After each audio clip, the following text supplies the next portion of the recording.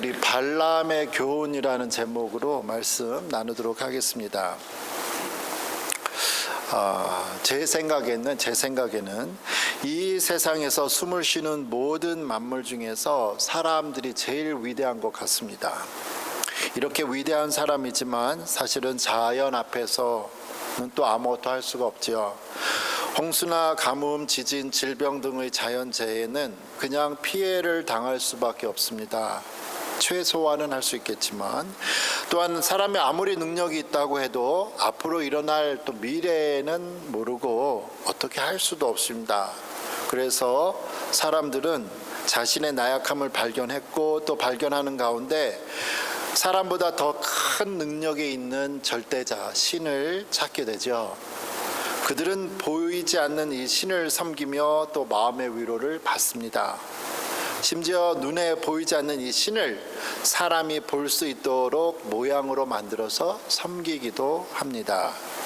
어떤 경우에는 심지어는 돌이나 나무, 별, 해, 달 이런 자연을 또 신으로 섬기면서 도움을 받고 복받기를 원합니다.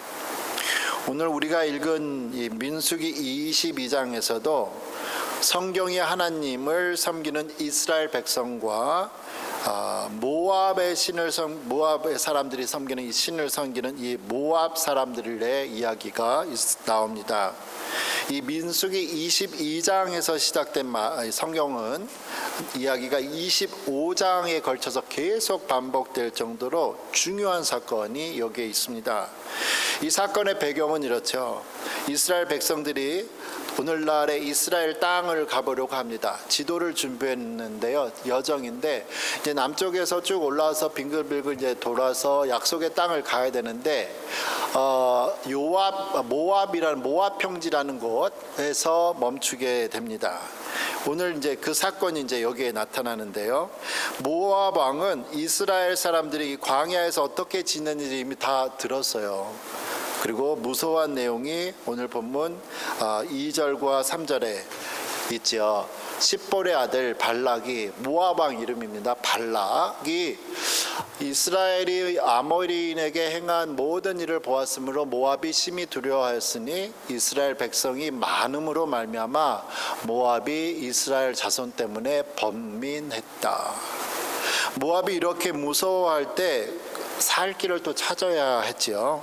그들이 찾은 방법은 뭐냐면 그 주변에서 아주 용하다는 점쟁이에게 이스라엘을 저주해 달라는 내용이었습니다. 그 점쟁이 이름이 이제 자주 나오는데 발람이에요. 발락은 왕이고요. 발람이 이제 점쟁이 이름입니다. 여러분 지금 점쟁이를 한낱 점쟁이 뭐 이렇게 생각하겠지만 지금 이를 찾아가는 사람은 모압 왕이 나라의 흥망성쇠 앞에서 점쟁이를 찾아가는 거예요. 이 이야기는 아무리 왕이라고 해도 자신의 능력의 한계를 지금 다다른 상태를 보여주고 있습니다. 우리가 보기에는 정말 이해가 안 되지. 어떻게 왕이 점쟁이를 찾아가냐. 그런데 이러한 일은 결국 나라를 망하게 합니다.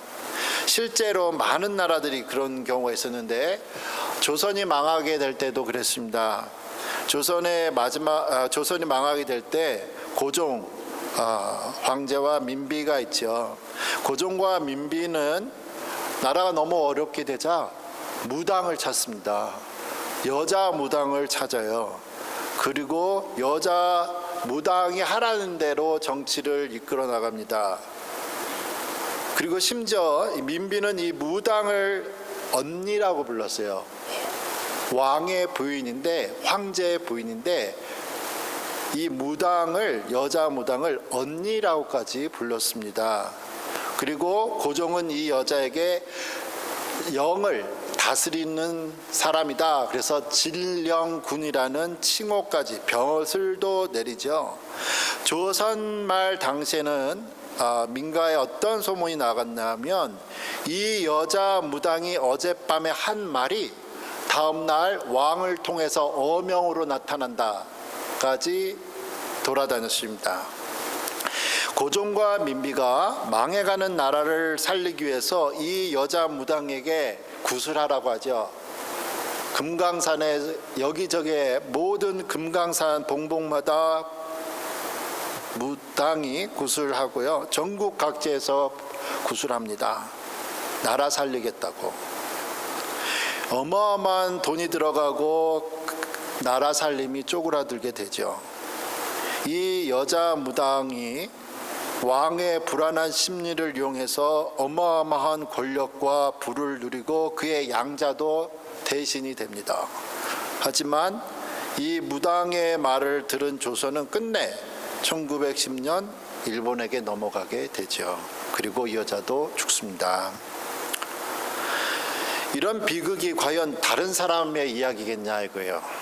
지금도 현대에도 정치인이나 사업을 하는 사람들 그리고 많은 사람들이 앞의 일이 불안하니까 잘 되기를 바라며 복채를 내고 점을 치지요. 구술합니다.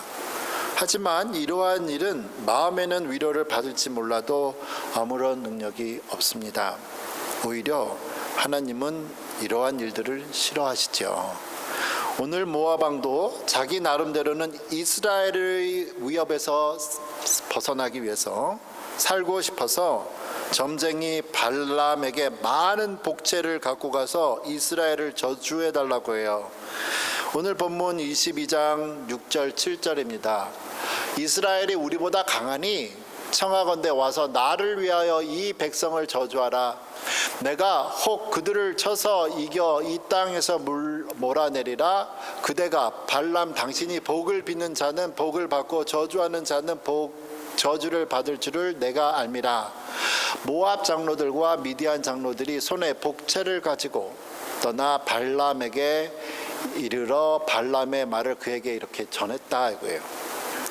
우리가 6절에서 보듯 모압 왕은 이 점쟁이 발람의 놀라운 능력으로 이스라엘을 저주하면 모든 것이 잘 될 거라고 생각했습니다. 하지만 민수기 22장 이후에 계속되는 내용을 보면 이 점쟁이는 아무리 많은 돈을 준다고 해도 자신이 여호와 하나님의 백성을 저주할 수가 없다고 그래요. 그런데 계속 돈 갖고 오니까 모압 왕이 계속 돈 갖고 오니까 세 번째에는 그럼 내가 말하겠습니다 하죠. 그런데 그의 말에서 입에서 그가 입을 열었을 때는 저주가 아니라 이스라엘을 축복하는 말이 나옵니다. 점쟁이 발람이 이렇게 이스라엘을 축복하자 모압 왕도 결국 포기합니다. 하나님께서 왜 발람이 이스라엘 백성들을 저주하는 것을 막으셨을까요?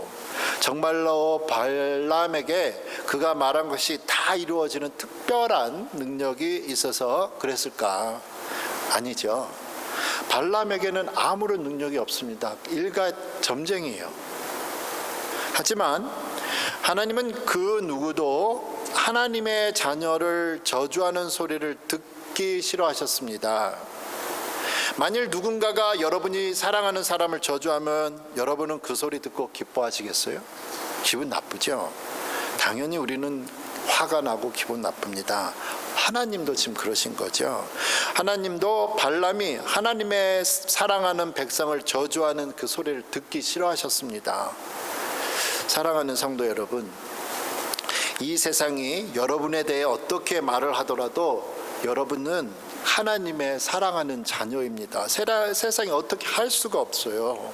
이 세상에서 여러분에 대해 혹시나 좋지 않은 소문이나 말을 하더라도 흔들림이 없이 그냥 우리는 하나님의 자녀는 내가 가야 되는 일을 하면 되죠.